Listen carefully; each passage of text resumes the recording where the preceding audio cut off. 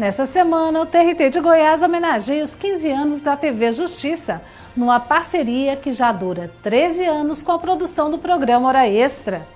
Nessa edição, você vai saber também como manter o emprego diante dos desafios da crise econômica. E acompanhe ainda a entrevista com o juiz Rodrigo Dias da Fonseca, que comenta as principais mudanças trazidas pela reforma trabalhista. Aguardamos você!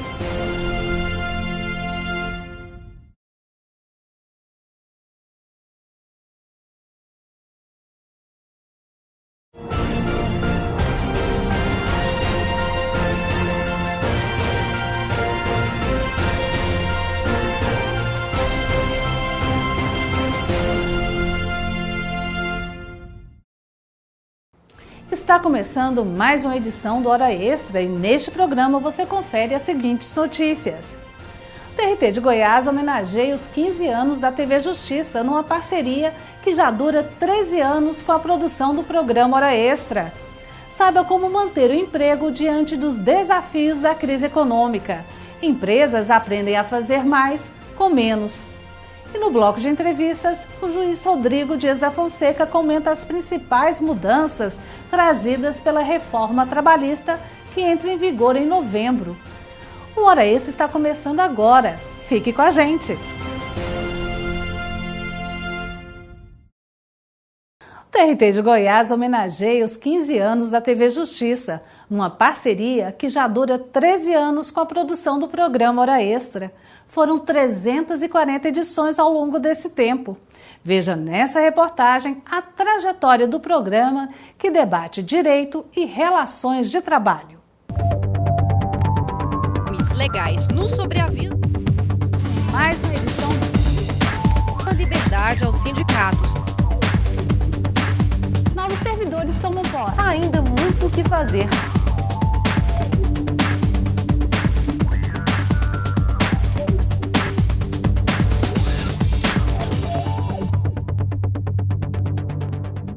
Pode-se dizer que a história do programa Hora Extra se mistura à história da TV Justiça. Após 2 anos de instalação da TV, o TRT de Goiás conquistou espaço para a veiculação do Hora Extra a partir de 2004. Olá! Está no ar a primeira edição do programa Hora Extra, a sua hora na Justiça do Trabalho. Há 13 anos na grade da TV Justiça, o programa apresenta entrevistas e reportagens com profissionais do mundo do trabalho, entre juristas, advogados, magistrados, psicólogos, procuradores e peritos. O objetivo é esclarecer a população sobre os direitos trabalhistas e o mercado de trabalho, além de promover mais um canal de comunicação entre a Justiça do Trabalho e o cidadão. Grandes temas marcaram a trajetória do programa, com uma reportagem especial sobre a ampliação das competências da Justiça Trabalhista em 2004. O polêmico caso da criança que era torturada e escravizada na residência da família Calabrese. E a entrevista especial com o primeiro desembargador cego do Brasil, Ricardo Tadeu. Grandes nomes do Judiciário Nacional também passaram pelo Hora Extra, como os juristas Guilherme Caputo Bastos, Amaury Mascaro e Ives Gandra. O Hora Extra também abordou questões que afligem o país, como o trabalho escravo e o trabalho infantil. Também não deixou de tratar as últimas conquistas do trabalhador brasileiro, como a PEC do trabalho escravo, a PEC das domésticas e a pacificação de conflitos por meio de dissídios coletivos. Durante esse tempo, foram vários os profissionais que atuaram no programa.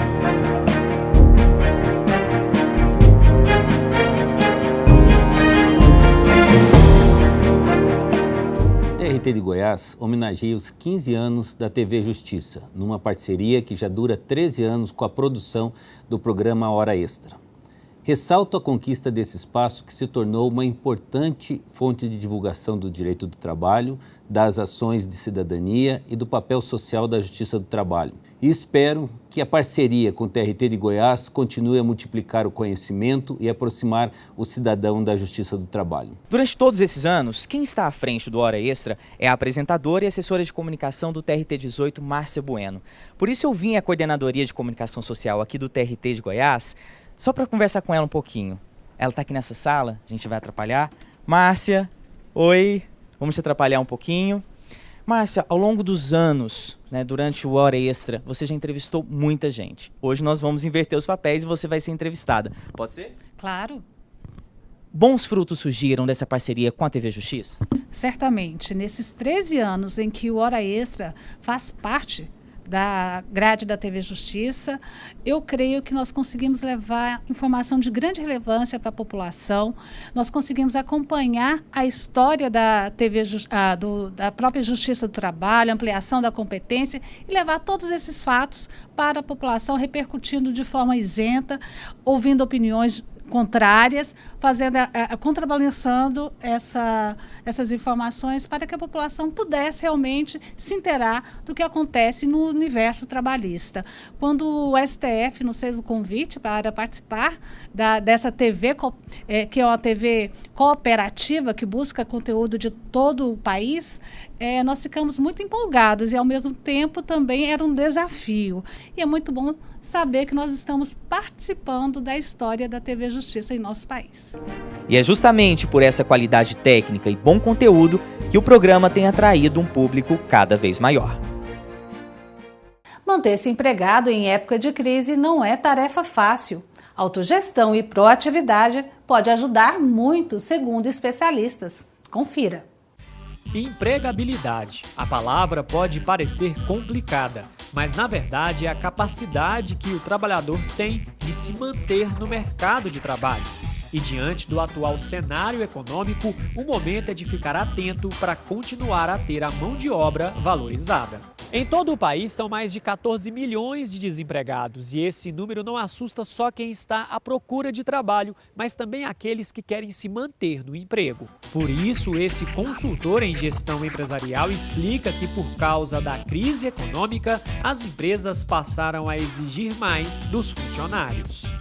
O que mais as empresas precisam hoje são profissionais que estejam dispostos, junto com a organização, a superar essa crise. Então, aquele profissional que está numa companhia e que ele sente um ambiente de demissão e como ele pode sobreviver, quanto mais ele estiver enganjado no objetivo, que é sair dessa crise, com certeza essa lealdade a empresa vai retribuir a ele, com certeza. E foi por se dedicar além das obrigações do cargo que o Marcelo, que é engenheiro civil, conseguiu continuar no mercado. Há 3 anos ele trabalha em uma construtora e entendeu que o papel dele ia além de cuidar das obras. Hoje é cobrado muito do engenheiro civil, não só muita técnica. Hoje a gente é cobrado como um gestor de obras. A gente mudou um pouco o papel do engenheiro civil dentro da construção. Então acaba que esse novo formato de ver a engenharia, acaba que o engenheiro hoje não é só um tocador de obras. Então, no meu caso, eu saí da obra, saí desse aspecto de tocador de obra e tive a oportunidade de vir no escritório. Então, teve a facilidade dessa transição por já estar vendo todo o processo num processo todo de gestão de um novo negócio, né? Para este empresário, o mercado de trabalho está em constante mudança e, por isso, os profissionais devem se adaptar às necessidades da empresa. O funcionário, cada vez mais, tem que se aparelhar de ferramentas para que seja útil para a empresa, tá certo? E também para os seus próprios amigos de trabalho, os próprios companheiros de trabalho. Então, ele tem que se preparar continuamente, profissionalização contínua, né? Tem que também sempre estar disposto a fazer mais do que a empresa, né, requer, ou seu chefe imediato, ajudar seus companheiros, enfim, verificar a parte social, verificar a parte da empresa e cada vez melhorar. No próximo bloco, o juiz Rodrigo Dias da Fonseca comenta as principais mudanças trazidas pela reforma trabalhista que entra em vigor em novembro. Voltamos em instantes.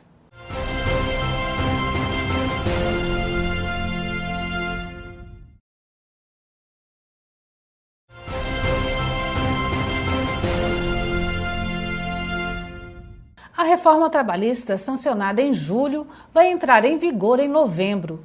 O texto altera mais de 100 artigos da CLT.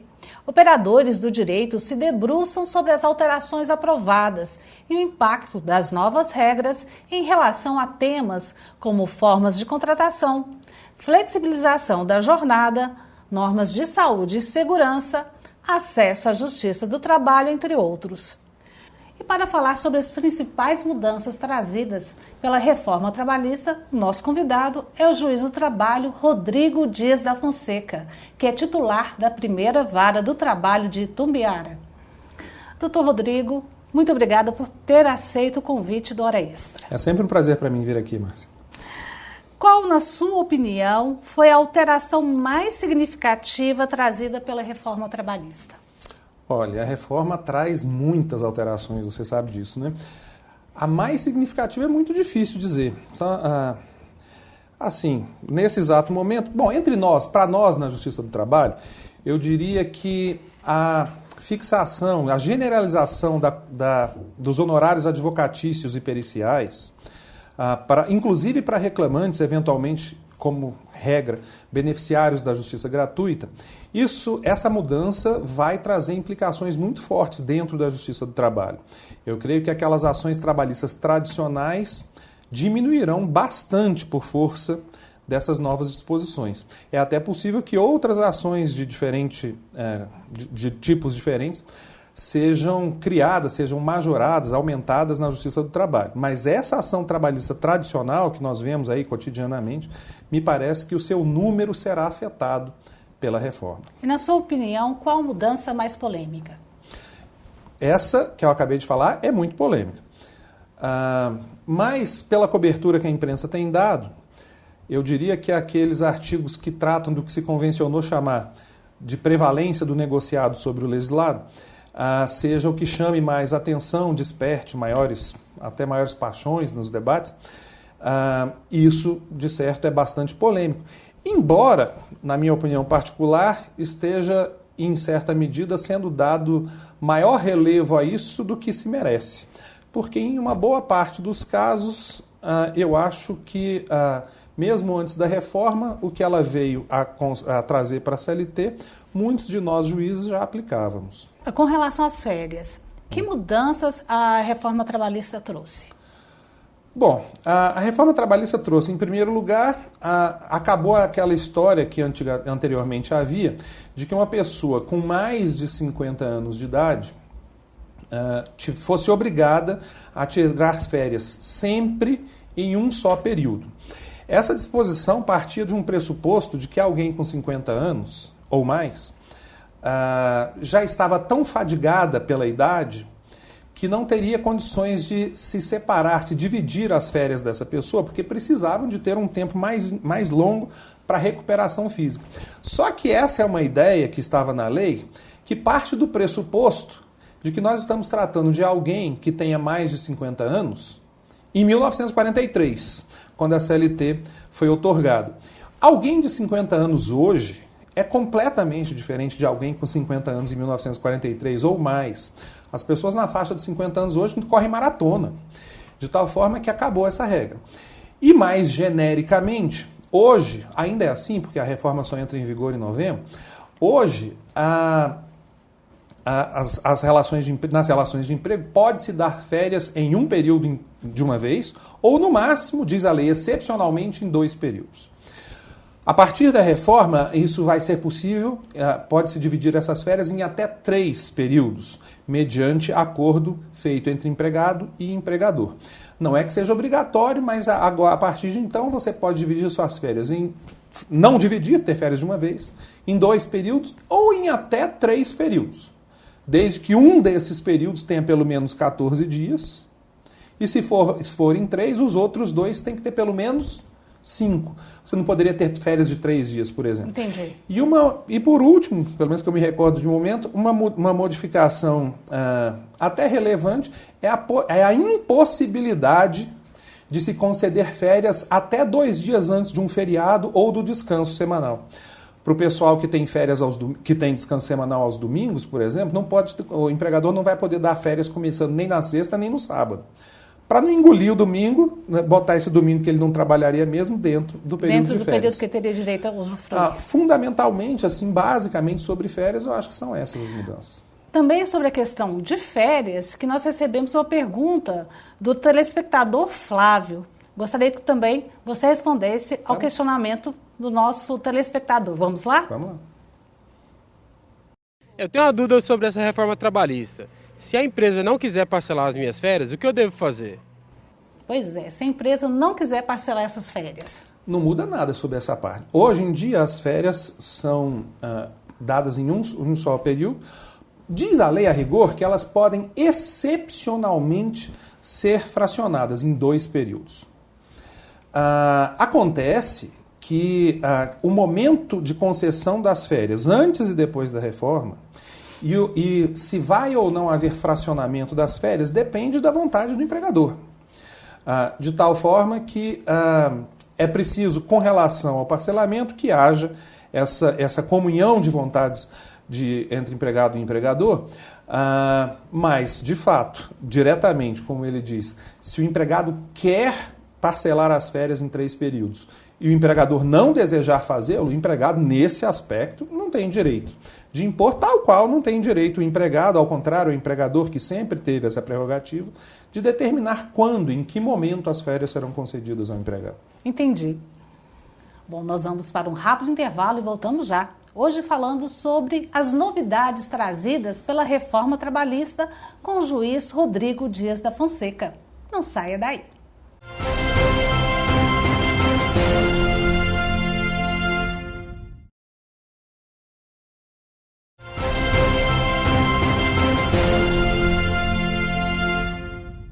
O Hora Extra está de volta, hoje recebendo o juiz do trabalho Rodrigo Dias da Fonseca, que fala sobre as novidades trazidas pela reforma trabalhista.